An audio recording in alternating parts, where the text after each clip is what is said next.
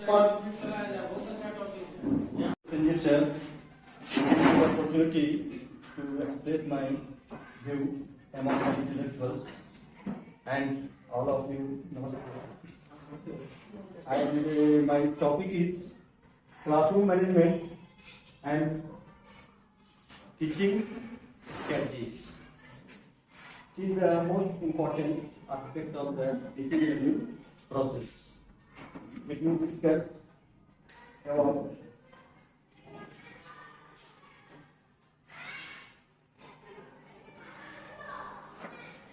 discuss about the objectives of the teaching learning and to understand concept of the classroom management. Firstly, we try to understand about the classroom management. Then the basic skills of a teacher to maintain the classroom and the teaching learning strategy. There are the three objectives which we discuss, which I clear in this session.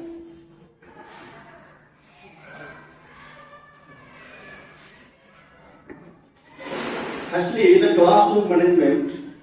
Classroom is a group of students which is regularly meeting to study a subject under the guidance of a teacher. Teachers के guidance में students जब एक जगह बैठते हैं कुछ सीखने के लिए किसी सब्जेक्ट को, उसी को हम क्लासरूम कहते हैं. Now we will understand about the management. Management is the art of planning, organizing, leading, control of human and other resources to achieve the desired goals effectively and efficiently. This is the meaning of the management. Management का ये अर्थ है. And this is not only in the classroom management, but anywhere management has this formula, this definition. Particular in the human resource management में भी यही definition होता है, जिसके बारे में हम लोग पढ़ेंगे एक एक करके.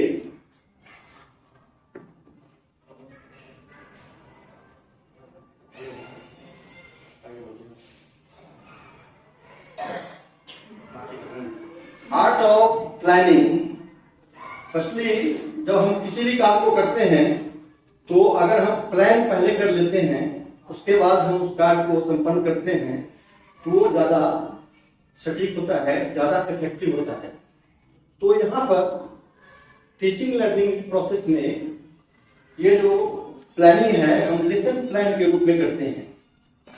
लेसन प्लान के बनाने के तरीके जो हैं वह टीचर्स जो होते हैं उनको अवश्य जानकारी होनी चाहिए कि उसमें क्या क्या होता है. इसमें टॉपिक, कंटेंट होता है, एक्टिविटी होती है और होमवर्क होता है, असेसमेंट के तौर पर क्लास वर्क भी होता है.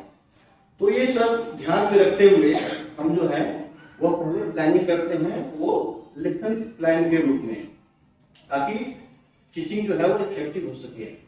लेसन प्लान बनाने के बाद हम उसको ऑर्गेनाइज वे में कैसे क्लास में उसको पेश करेंगे, प्रेजेंट करेंगे, ये हम अपने मस्तिष्क में स्थापित करते हैं कि क्लास में जाने के बाद स्टेप बाय स्टेप हमें किस तरह से इसको मूर्त रूप प्रदान करना है, ताकि हम जो भी प्लान पहले से बनाए हैं वो सही ढंग से क्लास के अंदर इंप्लीमेंट हो सके, लागू हो सके. नेक्स्ट पॉइंट है leading. Teacher is leader of the class. Any problem create in the classroom only teacher is responsible to solve. केवल टीचर ही क्लास के अंदर only one source of information and to control the class teacher must be role as a leader.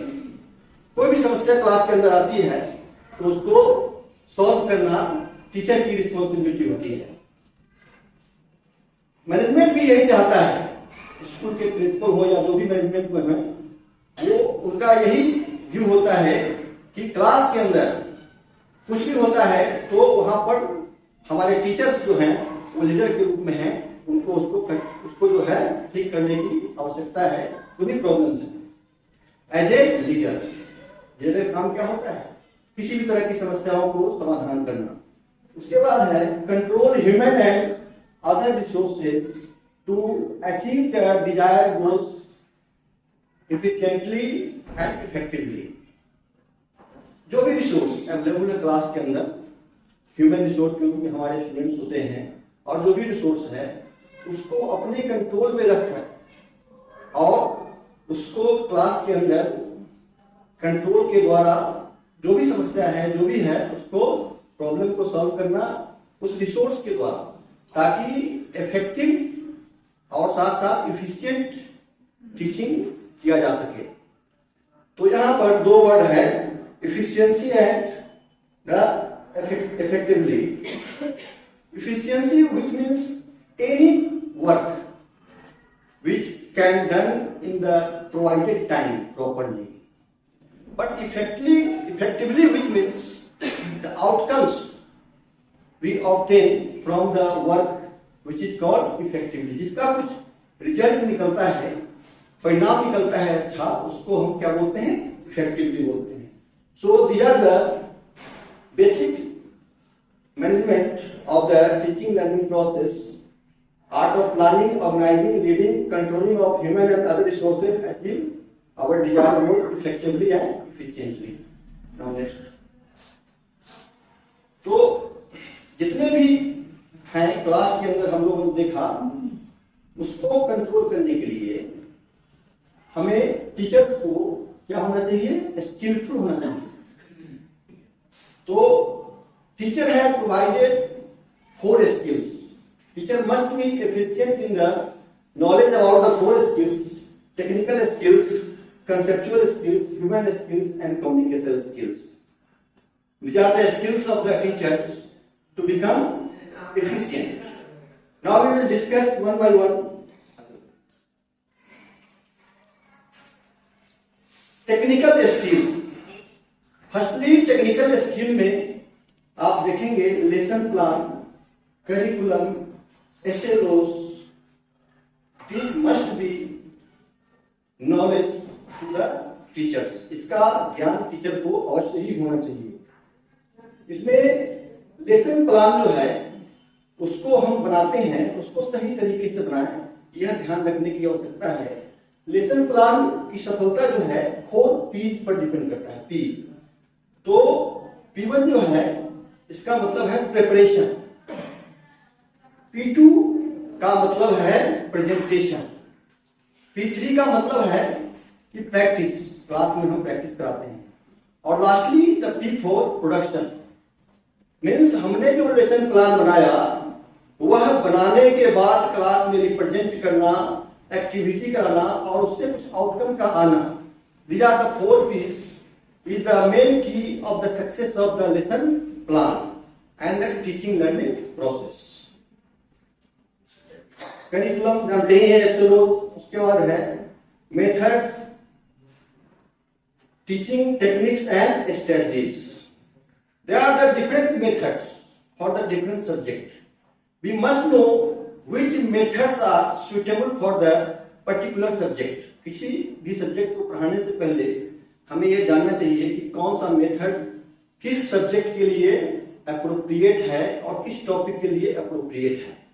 Method जो है वो generalise वे में होता है, लेकिन आपको जो स्ट्रेटजी है, स्ट्रेटजी जो है वह आपको ये प्लान एक्शन होता है, हमें क्या करना है उसका हम प्लान वे में बनाते हैं, उसको हम स्ट्रेटजी बोलते हैं। Strategy becomes under the methods. Different methods have need to different type of strategies. विभिन्न तरह के मेथड्स में हमें विभिन्न तरह के स्ट्रेटजी बनाने की आवश्यकता होती है। तो इस तरह से एक है teaching techniques, but teaching techniques are vary from person to person, from teacher to teacher. जैसे कोई टीचर क्लास में जाते हैं तो हो सकता है कि 5-10 मिनट पढ़ाने के बाद क्वेश्चन अराइज करें, कुछ लास्ट में अराइज करें, कुछ अराइज करें ही नहीं। सबका अपना अपना पढ़ाने का अंदाज होता है। तो इस तरह से ये जो टीचिंग टेक्निक्स है वो इंडिविजुअल है और मेथड इज जनरलाइज। तो इस तरह से ये तीनों चीज जो है वह आवश्यक है। उसके बाद है असेसमेंट टेक्निक्स। असेसमेंट टेक्निक्स का भी जानकारी टीचर्स को अवश्य होनी चाहिए, जिसमें आपको आइटम राइटिंग, जैसे कौन सा सब्जेक्ट मैटर हमें देना है बच्चों को, किस तरह से देना है, इसकी जानकारी होनी चाहिए। पेपर सेटिंग, जब भी हम पेपर बनाते हैं तो डिफरेंट लेवल को ध्यान में रख के बनाना चाहिए, जैसे क्या कॉग्निटिव लेवल है, क्या मेंटल लेवल है। तो इसको ध्यान में रखने बनाने से क्या होता है कि वो क्वेश्चन जो है उसको सही माना जाता है।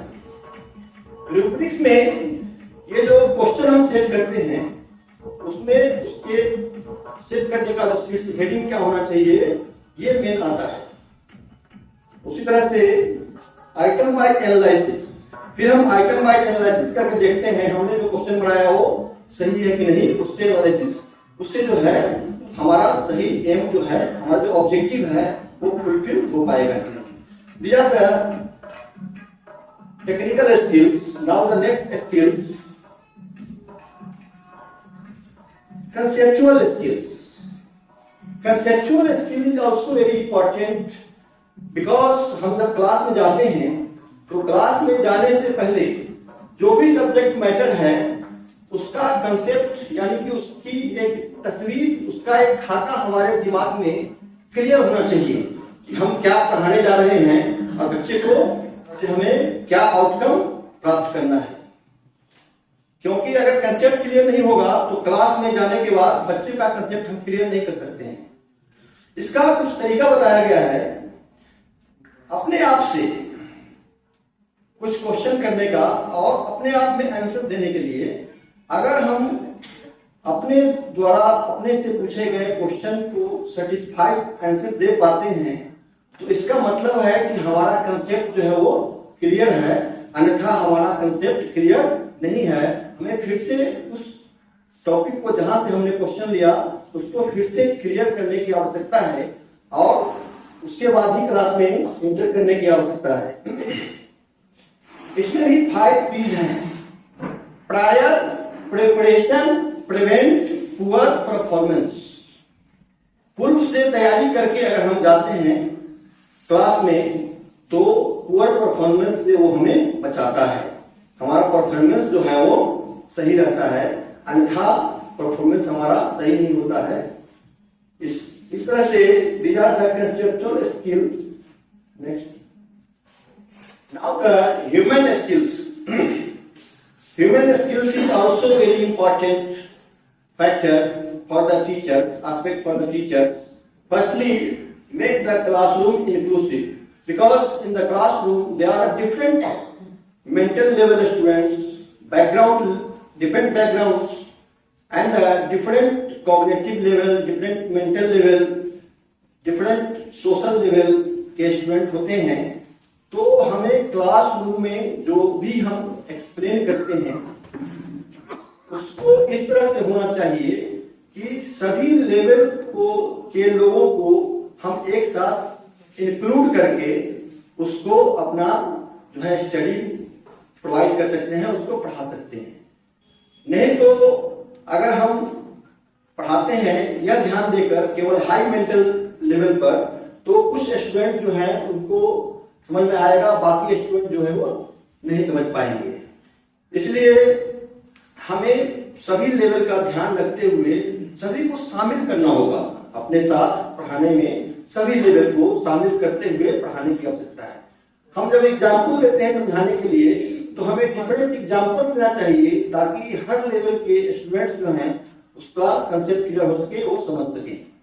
हमारी व्याख्या हो रही है, सभी को हम समान भाव से क्लास के अंदर अगर हम करते हैं तो वह इसी का पार्ट है, इंक्लूसिव स्टडी का पार्ट है। तो उसमें ध्यान रखने की आवश्यकता है कि उसमें इक्विटी और इक्वलिटी जो है दोनों होना चाहिए। By the physiologist, teacher must be psychologist. Teacher को साइकोलॉजिस्ट होने की आवश्यकता है, because Psychology is the scientific study of the human action and behavior. तो ह्यूमन का जो एक्शन है, स्टूडेंट का जो एक्शन है, उसका जो बिहेवियर है, उसे हमें समझने की आवश्यकता है। अगर क्लास के अंदर कोई स्टूडेंट अगर मिसबिहेव करता है या कोई स्टूडेंट हमेशा सोता रहता है, तो उसको डांटने के बजाय हम पता करेंगे कि उसका क्या कारण है, व्हाट इज द कॉज। अगर हमें कारण का पता चल जाता है तो उसका निदान जो है वो बहुत आसानी से हम कर सकते हैं। यानी कि टीचर को बिल्कुल ही बच्चों के मस्तिष्क को भांपने का एक कला होनी चाहिए, ताकि बच्चे को समझ सके कि यह किस मेंटेलिटी का स्टूडेंट है। और these are the human skills. Now the communication skills. Communication skill is also very important because teaching learning process is also the way of communication. Teaching learning process भी जो है वो communication ही है। Communicate करते हैं हम शिक्षक स्टूडेंट को। उसमें completeness, जब भी हम कोई मैसेज देंगे, इंफॉर्मेशन देंगे, तो वो इंफॉर्मेशन जो है वो कंप्लीट होना चाहिए। अधूरा मैसेज कभी भी देने की आवश्यकता नहीं है। उससे क्या होता है कि बच्चे का जो है वो नॉलेज नहीं बढ़ पाता है। उसके बाद है कंसाइसनेस। मिनिमम वर्ड में, मिनिमम सेंटेंस में अगर हम मैसेज देते हैं तो वो ज्यादा कन्वे होता है। अगर हम अधिक उसको बड़ा बनाते हैं, अधिक वर्ड का यूज करते हैं, तो वो कम्युनिकेशन जो है वह सही ढंग से कन्वे नहीं हो पाता है। उसमें बहुत सारे कंफ्यूजन क्रिएट होते हैं। So we must express our view in the concise way. इसलिए concise way में हमें क्लास के अंदर अपने व्यू को रिप्रेजेंट करना चाहिए। अधिक शब्दों, जितना आवश्यक है उतना शब्द का इस्तेमाल करके ही हम मैसेज कन्वे कर सकते हैं, वो अच्छा होगा। उसके बाद है कंसिडरेशन। सामने में जो ऑडियंस होता है या स्टूडेंट होते हैं, हमें उसका भी ख्याल रखना चाहिए। वह किस तरह का है।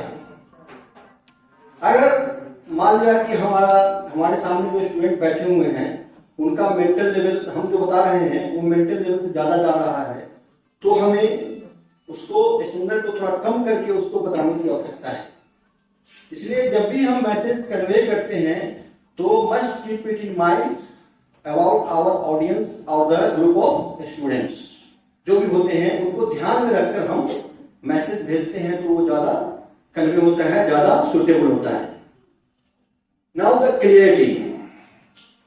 मैसेज जो है वह स्पष्ट होना चाहिए कि हम क्या बताना चाहते हैं, वो भेद नहीं होना चाहिए, नहीं तो हमारा मैसेज जो है वो सही तरीके से कन्वे नहीं हो पाता है। Now the next, concreteness. हम किसी भी चीज को जनरलाइज वे में नहीं पेश करेंगे, हम उसको ठोस रूप में प्रस्तुत करेंगे। जैसे कोई आदमी के बारे में हमें बताना है कि अमुक आदमी है, वो क्या है, अगर कोई पूछता है, हम बताते हैं कि वो बहुत अच्छे आदमी हैं, वो बहुत ईमानदार हैं, बहुत काइंड हैं, तो इसका मतलब है कि वो कंक्रीट इंफॉर्मेशन हम उसको नहीं दे रहे हैं। वो एक एडजेक्टिव हम केवल बता रहे हैं, वो जनरल इंफॉर्मेशन है। हम बताएंगे कि वो टीचर हैं, वो डीएवी में टीचर हैं, तो उससे उसको पता चलेगा उस आदमी के बारे में। तो message must be specific, not in generalize way. Message जो है स्पेसिफिक वे में प्रस्तुत करने की आवश्यकता है, न कि उसको जनरलाइज वे में प्रस्तुत करेंगे, उससे मैसेज कन्वे नहीं होता है। अब है कर्टसी। जब भी हम अपने स्टूडेंट के सामने होते हैं या ऑडियंस के सामने होते हैं, तो कभी भी सामने वाले को या स्टूडेंट को हम मुस्कुराते हुए उससे बात करेंगे। कभी भी उसको खराब नियत से नहीं देखेंगे। कभी भी हम उससे क्वेश्चन पूछकर अगर वह आंसर नहीं देता है तो हम कभी भी उसको ह्यूमिलिएट नहीं करेंगे, क्योंकि हर व्यक्ति के अंदर, हर स्टूडेंट के अंदर कुछ न कुछ टैलेंट होता है। तो हम अपना ज्ञान बढ़ा कर कभी भी बच्चों को, स्टूडेंट को जलील करने का प्रयास नहीं करेंगे, क्योंकि तब वो हमसे नहीं जुड़ पाएंगे। हमसे वो तभी जुड़ पाएंगे जब हम उनका रिस्पेक्ट करेंगे। We must respect our audience also to convey our message को कन्वे करने के लिए ये भी आवश्यक है। करेक्टनेस, जब भी बोलते हैं तो गलत इंफॉर्मेशन देने का हम कभी भी प्रयास न करें। सही जानकारी बच्चों को प्रदान करें जो हमें मालूम है। These are the communication skills, which are the 7 C's we have discussed for the effective communication. Now, teaching skills make more professional. Teaching skill अगर हमारा सही होता है तो हम जिस प्रोफेशन में काम कर रहे हैं वो प्रोफेशन हमारा जो है उसमें हम काफी दक्ष होते हैं, काफी उसमें हमें निपुणता हासिल होती है। Conceptual skill give confidence. अगर हमारे पास सब्जेक्ट का कंसेप्ट क्लियर है तो क्लास के अंदर हम दाखिल होते हैं तो हमारा कॉन्फिडेंस लेवल जो है काफी हाई होता है और बच्चे भी समझ जाते हैं कि सर कॉन्फिडेंस में है, सर का कंसेप्चुअल लेवल जो है वो सही है, तो वहाँ क्लासरूम जो है वो काफी स्मूथली रन करता है। उसी तरह से ह्यूमन स्किल जो है वो फ्रेंडली और सोशली एक्सेप्टेबल बनाता है। क्योंकि हम जहां भी काम करने जाते हैं स्टूडेंट के बीच में, वो भी एक समाज का हिस्सा है। जब तक वो हमसे जुड़ेगा नहीं तब तक वो पढ़ेगा नहीं। इसलिए ये जो स्किल है ये भी आवश्यक है ताकि हम उनके साथ जुड़ें और जुड़कर उनको अपना ज्ञान जो है वो दे सकें और इस तरह से टीचिंग लर्निंग प्रोसेस को जो है वो सक्सेस बना सकते हैं। उसके बाद है communication skills help to convey our message. जब कम्युनिकेशन हम सही ढंग से नहीं कर पाएंगे तो सारा स्किल फेल हो जाएगा, क्योंकि अल्टीमेटली हमारा गोल बच्चों को जो देना है नॉलेज वो कम्युनिकेशन के द्वारा ही हम उसको दे सकते हैं। सो these are the skills we have discussed. Now we will discuss about the teaching strategy and instructional strategy. Teaching and instructional strategy. There are the various teaching strategies in which we take some KWL. Know what, learn. Firstly, inside the class, we must try to understand what the students know about the matter which I am going to teach. हम class में जाते हैं, हमें क्या पढ़ाना है, पहले हम ये जानकारी हासिल करेंगे। ब्रेन स्टॉर्मिंग वगैरह होता है जिससे कि पता चले कि स्टूडेंट जो है वह इस सब्जेक्ट के ऊपर, इस टॉपिक के ऊपर उनका ज्ञान जो है वो कितना है। इसके बाद हम ये प्रयास करते हैं कि वो इस सब्जेक्ट पर क्या जानना चाहते हैं या हम क्या चाहते हैं उनको बताना, ये बताते हैं। और लास्टली हमारा जो एम होता है वह उन्होंने क्या लर्न किया इस टॉपिक के बारे में। जो भी टॉपिक हम एक्सप्लेन करते हैं उसमें उन्होंने क्या हासिल किया उसको हम जानते हैं। This is called KWL techniques.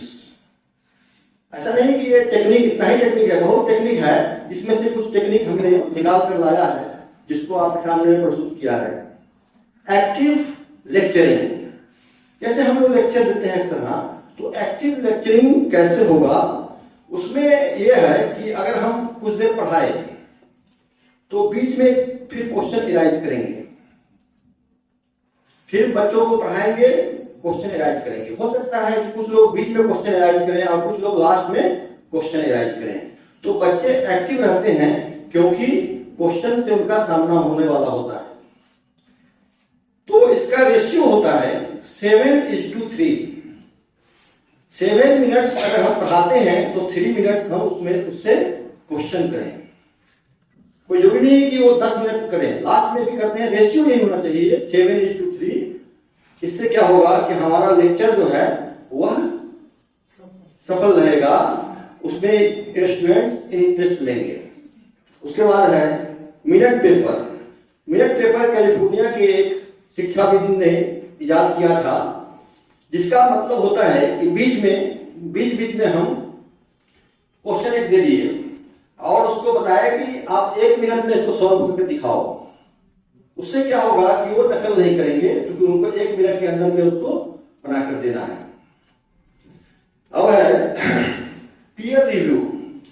हमने जो क्लास में एक्टिविटी कराई, हमने जो कुछ करने के लिए दिया, अब उसको पूरे क्लास में हम डिस्ट्रीब्यूट कर देंगे और उसके ऊपर हम सारे बच्चों का जो व्यू है उसको प्राप्त कर सकते हैं। उससे पूरे क्लास का इन्वॉल्वमेंट जो है उस क्लास में जो है पढ़ाने के समय में किया जा सकता है।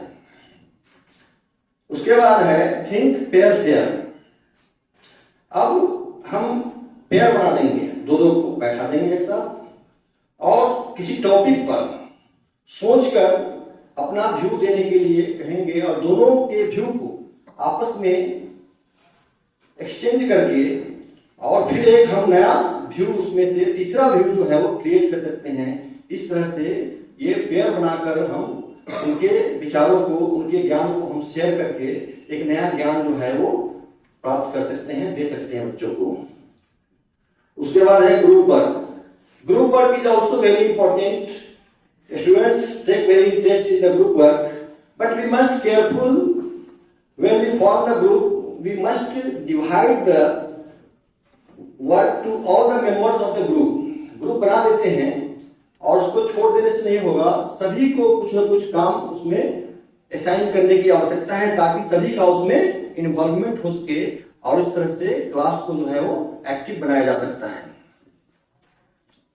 Mind mapping. Mind mapping is the very recent process in which we provide a word and say to a student write the different words related to the given words। कोई एक शब्द दे दिया, पॉल्यूशन के बारे में दे दिया और बच्चों को कहा कि अब इसके बारे में आप डिफरेंट वर्ड्स लिखिए। किसी ने लिखा वाटर पॉल्यूशन, किसी ने लिखा नॉइज पॉल्यूशन, किसी ने लिखा pollution due to the garbage. अब उन सारे चीजों को हम एक जगह कलेक्ट करके देख सकते हैं कि पॉल्यूशन के बारे में सारे बच्चों को विभिन्न तरह का ज्ञान जो है वो प्राप्त हो जाता है। इस तरह से जो ये मैपिंग है, माइंड मैपिंग जो है, इससे बच्चों का माइंड जो है वो काफी डेवलप होता है, सोचने की क्षमता जो है वो बढ़ती है। Poster session. पढ़ाने के बाद किसी टॉपिक पर हमने पढ़ाया, उसके बाद हम एक क्लास रखेंगे बच्चों को कि इस सब्जेक्ट मैटर से संबंधित कोई एक पिक्टोग्राफ बनाना, पिक्चर बनाना, कोई भी तस्वीर बनाकर प्रस्तुत करने के लिए कहेंगे। इससे भी बच्चे इंटरेस्ट लेते हैं और बच्चे का ज्ञान जो है वो काफी इनहांस होता है, काफी उसमें वृद्धि होती है। इस तरह से these are the teaching instructional strategy, but this is not limited। बहुत सारे स्ट्रेटजीज हैं जिसको हम फॉलो कर सकते हैं, जो बहुत जगह दिया हुआ है, लेकिन इतना जो दिया हुआ है इसके बारे में हमने डिस्कस किया। तो इस तरह से अब जो है सेशन का समाप्त करते हैं। Thank you all of you.